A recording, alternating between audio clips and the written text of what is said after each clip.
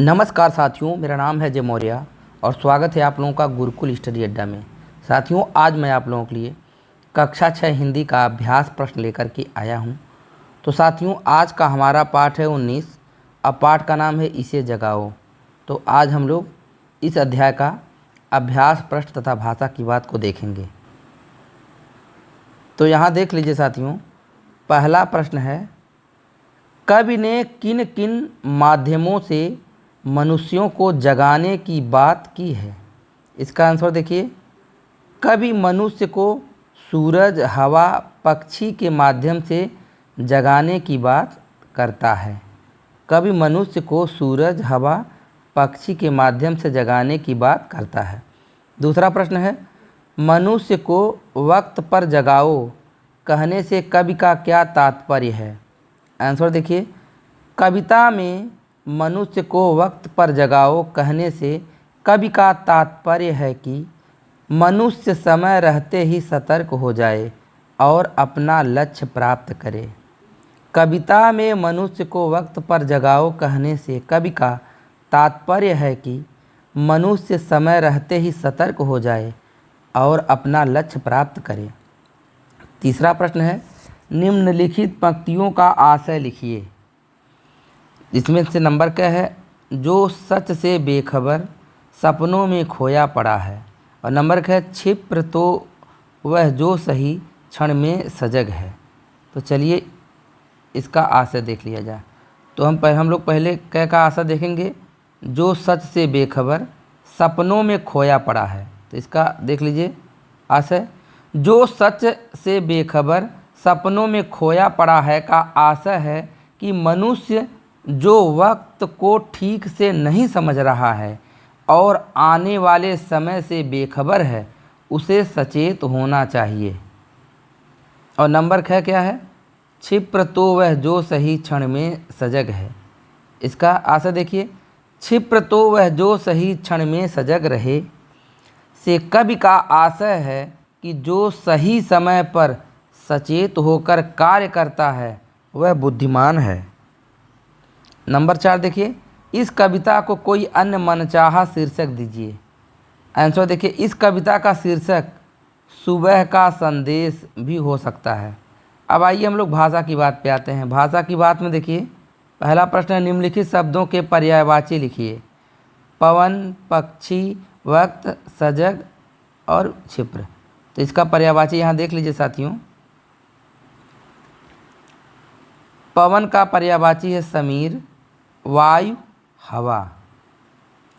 पंछी का है खग, नभचर और पक्षी।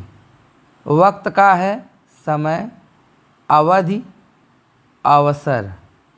सजग का है सचेत, सावधान, जागरूक। क्षिप्र का है तेज, तीव्र, तीक्ष्ण।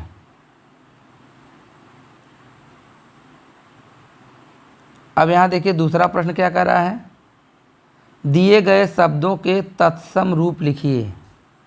सूरज, हवा, सच, कान, सपना। तो तत्सम रूप देख लीजिए।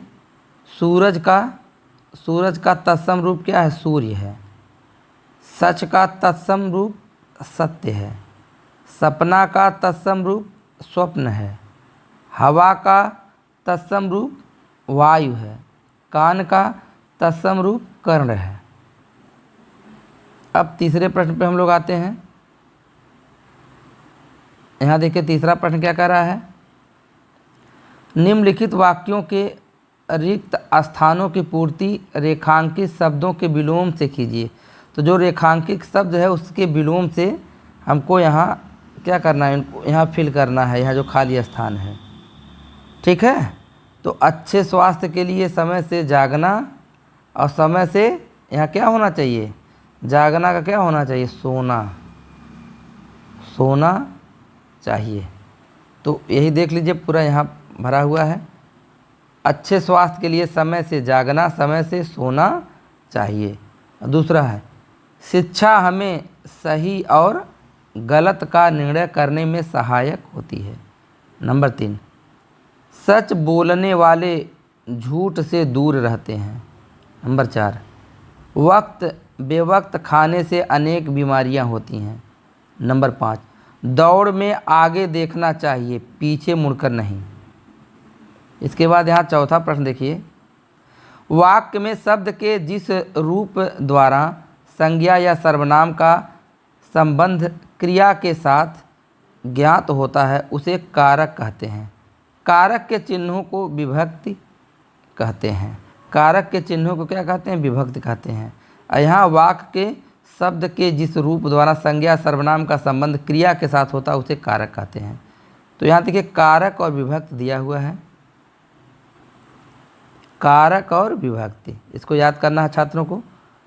कर्ता ने कर्म को करण से के द्वारा, संप्रदान के लिए को अपादान से अलग होने का भाव, संबंध का के की रा री रे, अधिकरण में पर, संबोधन हे अरे।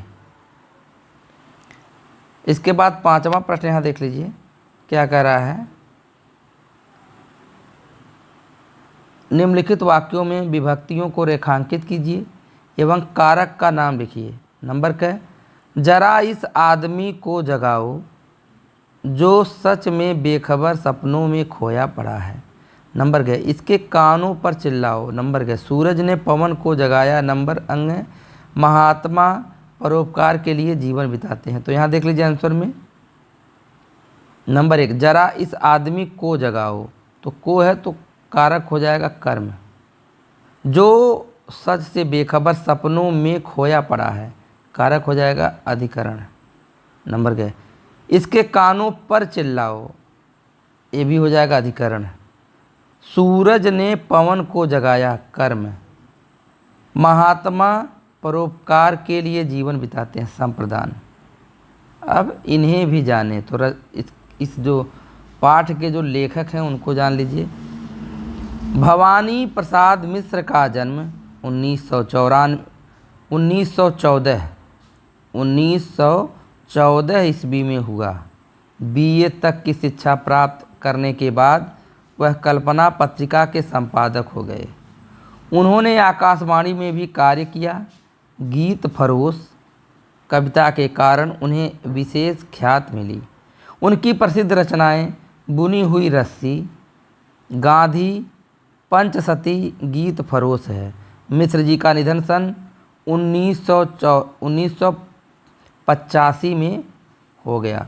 तो इसी के साथ ये वीडियो समाप्त हो रहा है। और भी चैप्टर का वीडियो देखना हो तो डिस्क्रिप्शन में लिंक डाल दिया हूँ, जाकर देख सकते हैं। तब तक वीडियो को लाइक, शेयर और चैनल को सब्सक्राइब कर दीजिए। धन्यवाद।